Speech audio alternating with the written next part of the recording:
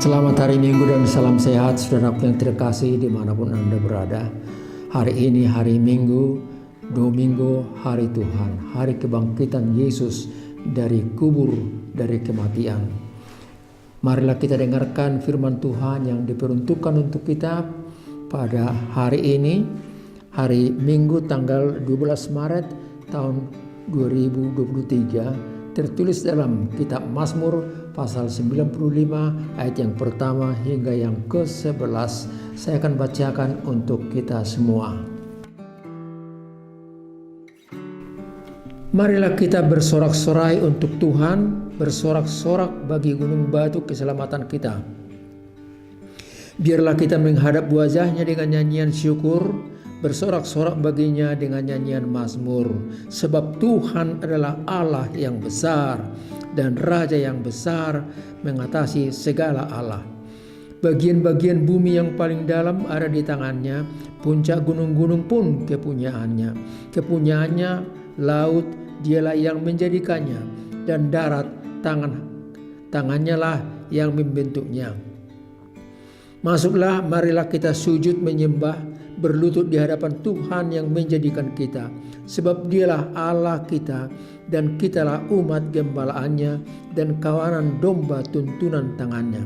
Pada hari ini sekiranya kamu mendengar suaranya, janganlah keraskan hatimu seperti di Meriba, seperti pada hari di masa padang gurun, pada waktu nenek moyangmu mencobai aku, menguji aku, padahal mereka melihat perbuatanku.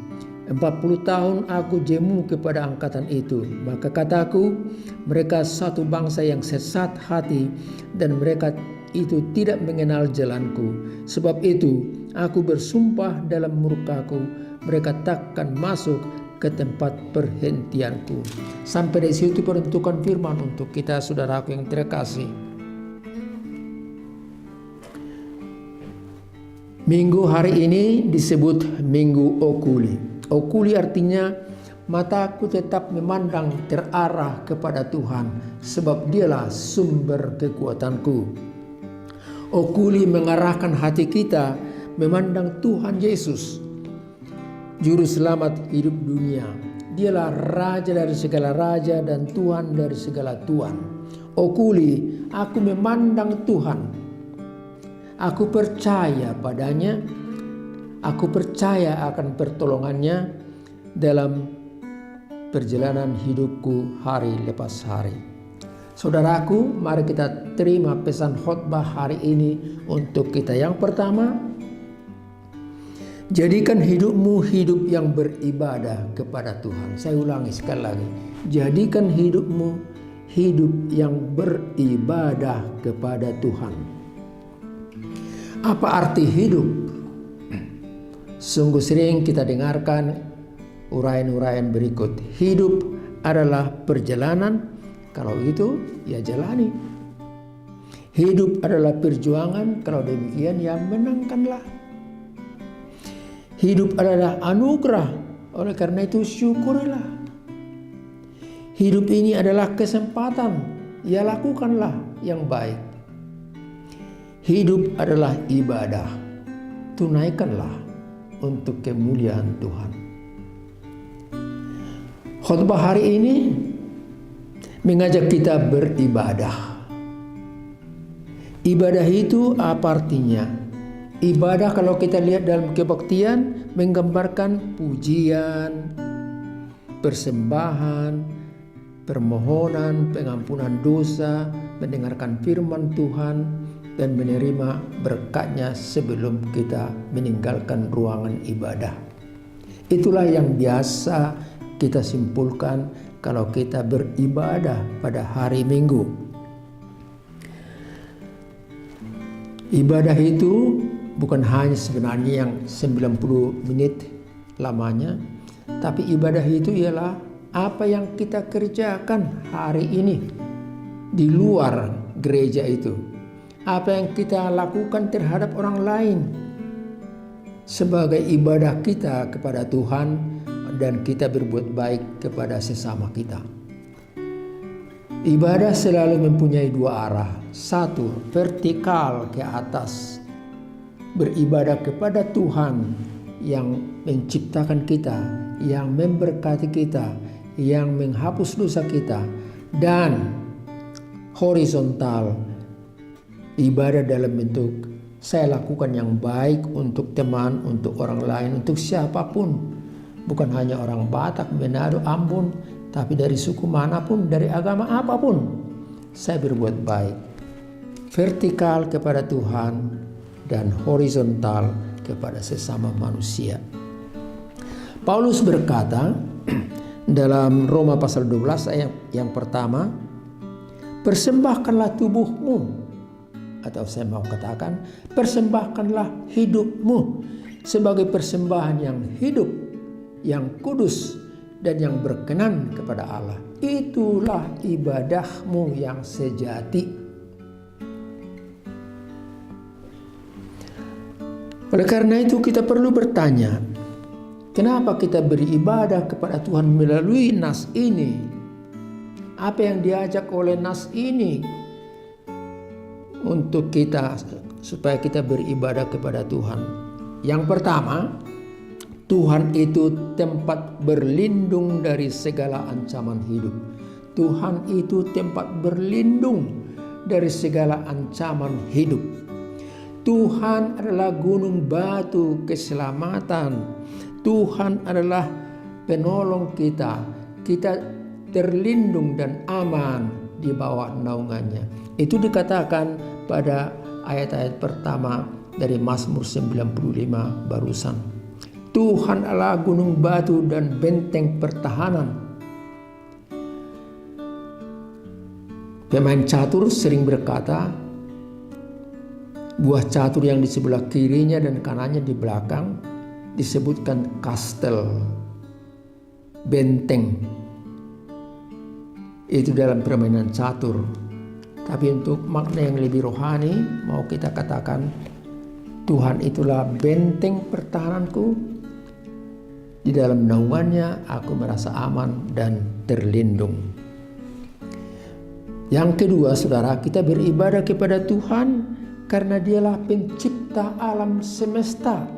Dikatakan tadi dalam ayat-ayat yang saya bacakan barusan. Dialah pencipta alam semesta. Cobalah bayangkan sebentar atau lihat alam semesta itu dengan galaksi, bintang, bulan, matahari. Cobalah lihat dulu alam semesta yang diciptakan. Laut yang dalam dengan segala isinya, gunung yang tinggi dengan segala pepohonan dan hewan binatang buas di dalamnya, manusia juga termasuk di daratan. Tuhan menciptakan itu semua. Oleh karena itu, marilah kita beribadah kepada Tuhan, sembah sujud kepada Tuhan.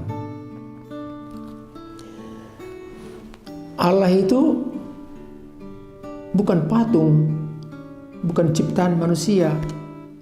Allah itu bukan pusaka, barang pusaka yang sakti, yang diyakini oleh sementara orang sebagai pelindung hidupnya dan sumber keperluan rezeki hidupnya. Allah itu bukan itu. Allah bukan ciptaan tangan manusia. Jadi kita tidak perlu bersembah seperti ini kepada Dia. Allah itu Maha Pencipta, dan yang Dia menciptakan kita. Dia menciptakan segala sesuatu dari yang tidak ada menjadi ada. Sering kita dengar creatio ex nihilo. Tuhan menciptakan dari yang tidak ada menjadi ada. Manusia hanya merubah bentuk dari yang ada kepada bentuk yang baru. Besi menjadi pisau, baja menjadi barang-barang lain, karet menjadi ban mobil, dan seterusnya. Saudaraku, marilah kita beribadah kepada Tuhan, dan kita mungkin boleh dibantu oleh lagu yang berikut ini dari Kidung Jemaat 64. Dia berkata, bila kulihat bintang gemerlapan dan bunyi guruh riuh kudengar, ya Tuhanku, tak putus aku heran melihat ciptaanmu yang besar. Maka jiwaku pun memujimu Sungguh besar Kau Allahku. Saudara, kita terpanggil untuk melihat kemuliaan kebesaran Allah, dan kita harus beribadah sembah sujud kepadanya. Pemazmur dalam Mazmur 19 ayat 2 berkata, bintang itu menunjukkan segala kemuliaan Tuhan, dan cakrawala juga melihat kebesaran daripada karya Tuhan. Saudara yang terkasih, marilah kita simak pesan yang berikut ini. Taatilah jalan Tuhan, taatilah jalan Tuhan. Kita berbicara tentang hidup yang taat. Sebenarnya maksudnya, kalau seseorang beribadah dengan jujur dan benar, dia juga harus taat dalam sikap hidupnya sehari-hari kepada Tuhan. Dan itulah yang ditegur oleh firman ini. Tuhan marah.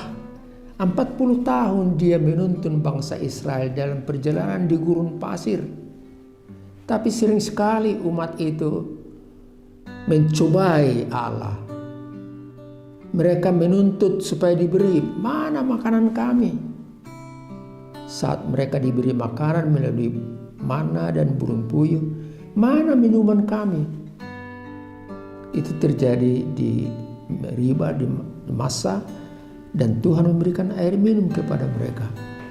Tapi Tuhan tidak senang dengan sikap manusia yang katanya beribadah, tetapi kemauannya dipaksakan untuk Tuhan.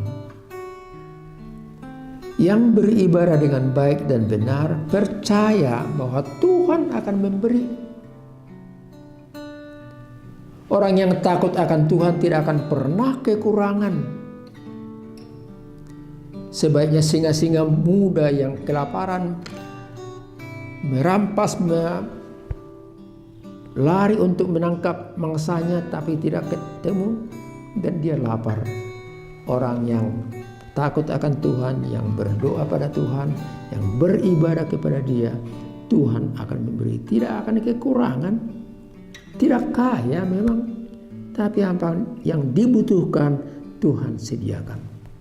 Saudara, biarlah kita orang yang taat kepada Tuhan dalam hidup ini.